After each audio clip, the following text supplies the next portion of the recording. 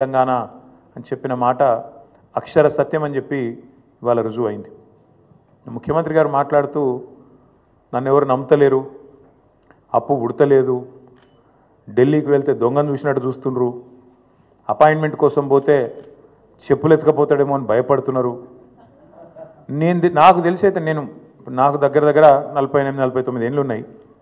నేను కూడా రాజకీయాలను ఒక 35 ఏళ్ళకి వెళ్ళి చిన్నప్పటి నుంచి పేపర్లు చదివే అలవాటు ఉంది, టీవీ చూసే అలవాటు ఉంది, రాజకీయ కుటుంబంలో పుట్టినా కాబట్టి దగ్గర నేను కూడా ఒక 10-15 మంది ముఖ్యమంత్రులు వాళ్ళ నడవడిక వాళ్ళ మాట తీరువని చూసినాను.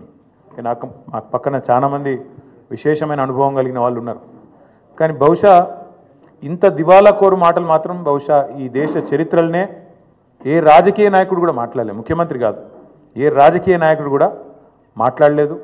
ఒక్క మాటలో చెప్పాలంటే రేవంత్ రెడ్డి గారు నిన్న నాకు పరిపాలన చేత కాదు అని కాడి పడేసిండని చెప్పక తప్పదు. చాలా స్పష్టంగా కాడి వారేసి నాతో కాదు అని చేతులు ఎత్తేసిండు. ఇక అయిపోయింది, నాతో కాదని నిన్న స్పష్టంగా చెప్పిండు.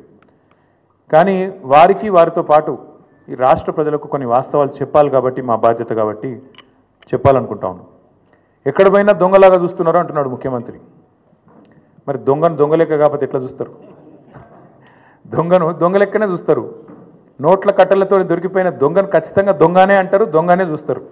ఒక విశ్వసనీయత లేని ఓటుకు నోటు దొంగను కాంగ్రెస్ అనే ఒక ఎర్రి పార్టీ గుడ్డిగా నమ్మి సీఎం చేసింది. కానీ ఖచ్చితంగా దేశంలో మిగతా వాళ్ళు మాత్రం నమ్ముతలేరు.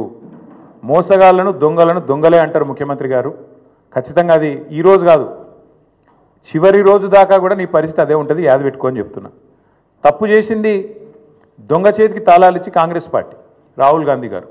ఈరోజు మే 6, 2025 నేను మీ అందరు గుర్తు చేస్తున్నా, సరిగ్గా 3 సంవత్సరాల కిందట ఇదే రోజు మే 6, 2022 నాడు రాహుల్ గాంధీ గారు వరంగల్కి వచ్చినారు. రైతు డిక్లరేషన్ అనే పేరిట ఆ రోజు రాహుల్ గాంధీ గారు చెప్పిన మాటలు 2 లక్షల రుణమాఫీ చేస్తామని, అట్లాగే రైతు భరోసా 15,000కు పెంచుతామని, అట్లాగే కౌలు రైతులకు రైతు బంధు ఇస్తామని, అట్లాగే రైతు కూలీలకు న్యాయం చేస్తామని వ్యవసాయ డిక్లరేషన్లో చెప్పి 3 సంవత్సరాలు దాటింది రాహుల్ గాంధీ గారు. అందుకే నేను అంటున్నా, తప్పు చేసింది రాహుల్ గాంధీ, తప్పు చేసి